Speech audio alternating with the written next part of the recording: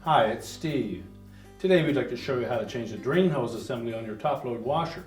It's a really easy repair. Let me show you how we do it. Now before we begin this repair, since we will need to remove the cabinet to access the parts, we'll want to pull the washer slightly forward and we'll need to disconnect the power. So you either pull it far enough forward that you can unplug it, or locate the electrical panel, turn off the appropriate breaker, or remove the appropriate fuses, and then we can start the repair. Now next we'll need to tilt that console back so that we can remove the cabinet. Now your model may have screws that go down through behind the end cap, maybe on the back. If there are no screws visible, typically all we'll need is a thin putty knife. We'll go in from the front, and you'll meet resistance from a spring clip. Just depress that clip. At the same time, rotate up on the front of the console.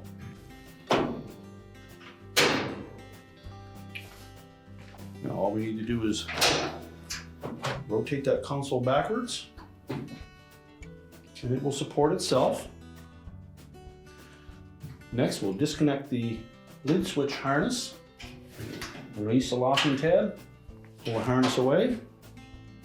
And our next step will be to remove the two clips that secure the cabinet and main top to the back panel. So just take a flat blade screwdriver, go down through the opening at the front of that clip. The screwdriver will fit into a little channel. Bottom of the screwdriver out, and then pivot it forward to release the spring. And basically putting our screwdriver in there and releasing that clip where it hooks onto the cabinet on this edge. And the same on the opposite side. And we'll set those aside. Now next we'll raise the lid on the washer and we'll just grasp the inside edge at the top. We'll tilt it slightly towards us. Now with it tilted forward, once we clear that water inlet, we can then lift that cabinet away from the base frame and set it aside.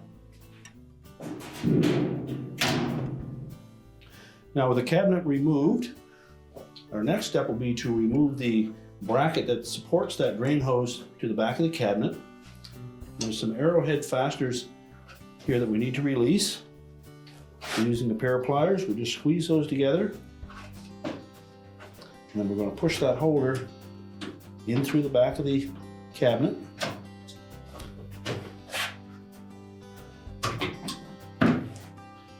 Now there will probably be some water in that hose. We'll need something to collect that, but we'll just pivot that bracket away from there and pull it through from the inside. So just carefully pivot that away, pull the hose in through that opening.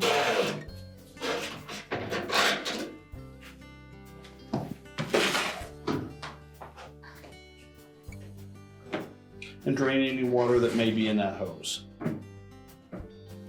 So using a pair of slip joint pliers, we'll compress that spring clamp, just slide it back onto the hose, and twist that hose to break it bond to the pump.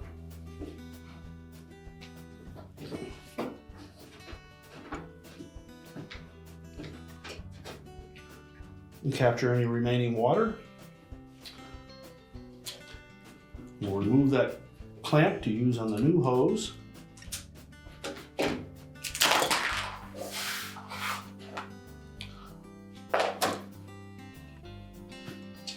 Now last we need to remove the retainer that ties that hose to one of the support legs.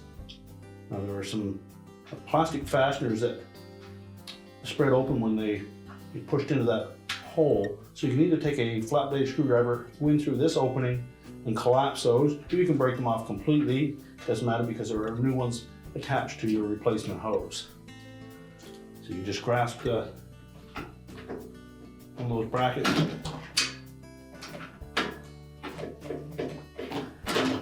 and pull it out through. Remove the old hose. So we'll take our new hose assembly. It may be packaged in this manner. Simply need to Remove that from the bottom portion of it. And pull the outlet portion of that drain hose out through that opening. There's our new retaining clip. So we'll tuck that underneath that leg. We'll next attach that spring clamp to the end of the hose.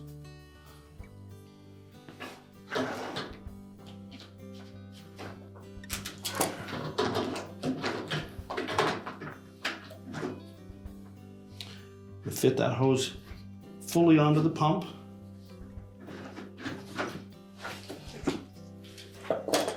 Make sure it comes right up to the stop.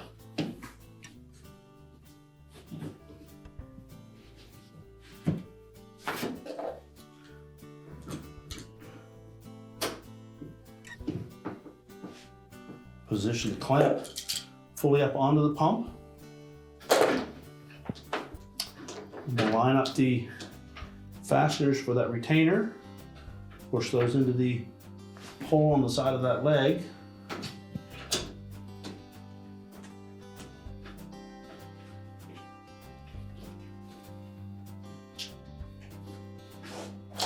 Now we're ready to install the bracket onto the back panel. So next we'll feed that drain hose through the opening in the back panel.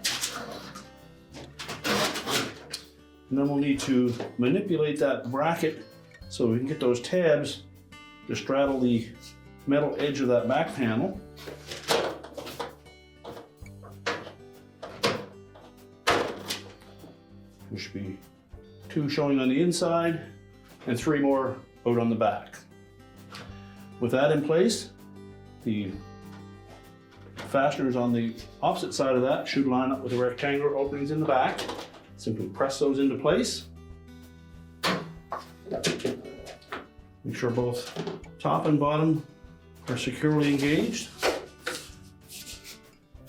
Now we can reinstall that forced loop on the end of that drain hose.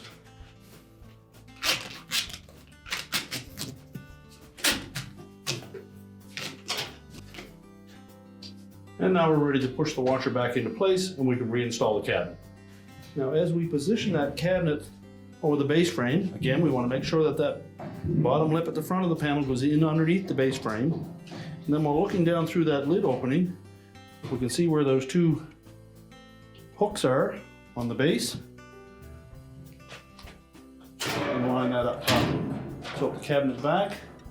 Also make sure that we pull that back panel forward enough that the cabinet will sit down over the fill valve. Then just check the rear corners to make sure that they dropped into place.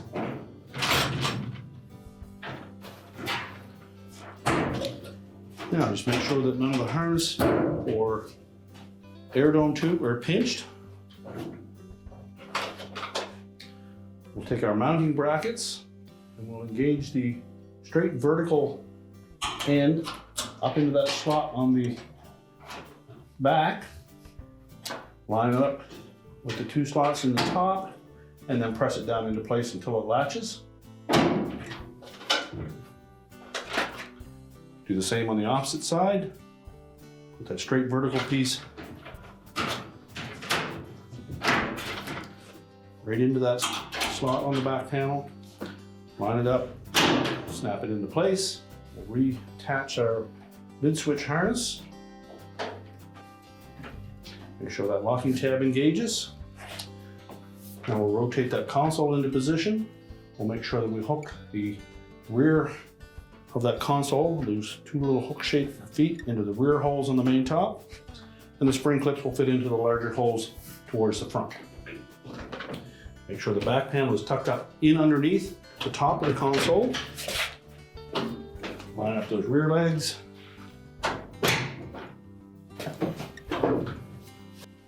And then press it down into place. Now we're ready to push the washer back into position. We're now ready to push that washer back into place, reconnect the power, and your repair is complete.